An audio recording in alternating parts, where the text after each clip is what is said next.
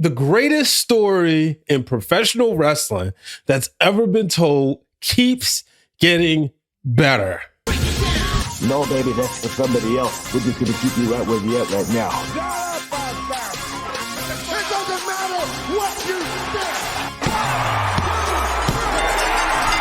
think. The Wrestling Realm presents Break It Down with Brian H.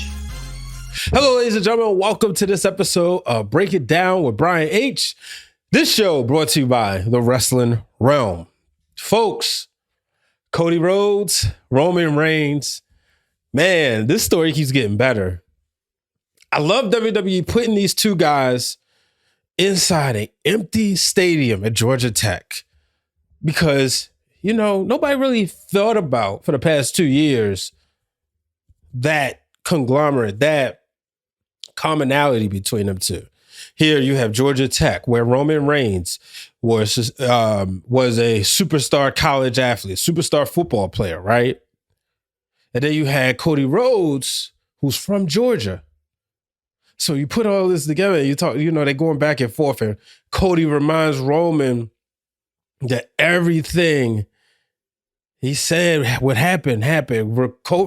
Roman's telling him all the stuff they lost. He said he has nothing to lose. And I like that they took their business outside of the ring, away from everybody. That way, you wouldn't have any distractions from the Bloodline. You wouldn't have any distractions from Kevin Owens or Randy Orton. No, before they do business together, before they team up, these two men had to go have a conversation. Man, I love it. I think I don't need to see them to have this long budding friendship. I don't need to see them beat Tama Tonga and Tonga Loa for the tag titles. Let's make that perfectly clear. Jey and Cody already did that. I don't need to see that again. But I do want to see how this story unfolds. What's going to happen? How they get back to. Because now Cody versus Roman 3 is inevitable, right? The rubber match. And I want to see Roman get that title back.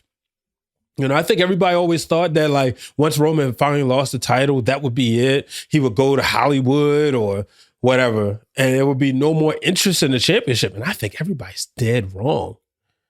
I think everybody's wrong about that. I want to see what's going to happen. How do we get back to Roman Reigns being the dominant WWE undisputed champion? So how do we get there? Everybody's waiting for The Rock to show up because he said it. He said he had to go away. He told Cody, don't ever break his heart again. What does that mean?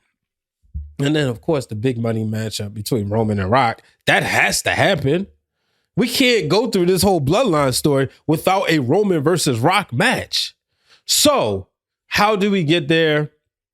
That's what I'm interested in seeing. You know, I always said, like, I know a lot of people don't really like this solo Bloodline, and I always will say, this is done by design, folks. You're not supposed to like this better than the original. That way, when we get that original back, you imagine what the pop is going to be like when Roman Reigns and Jey Uso give each other a hug. We haven't seen that. We haven't seen a hug from them with them two since somewhere around May or June 2023.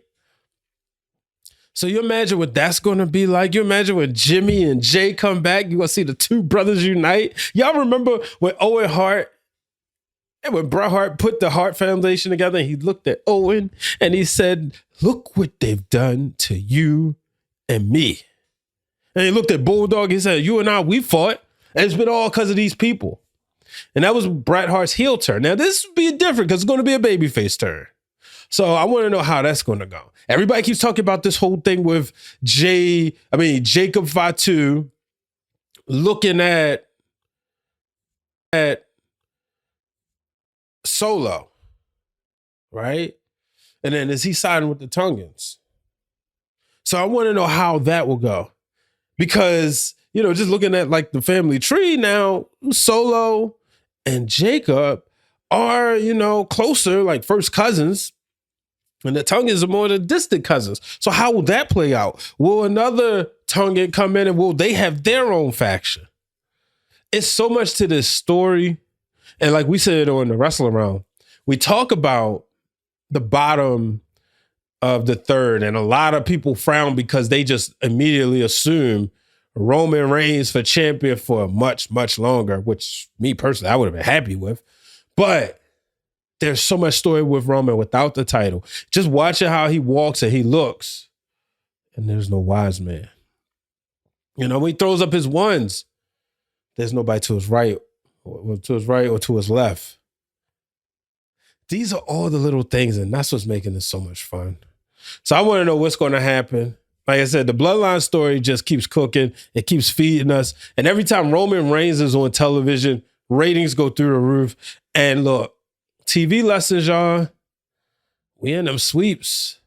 The networks are paying top dollar for these prices. And the ads, I should say, advertisers are paying the networks top dollar. So therefore, programming will continue to bring it. So we're going to see.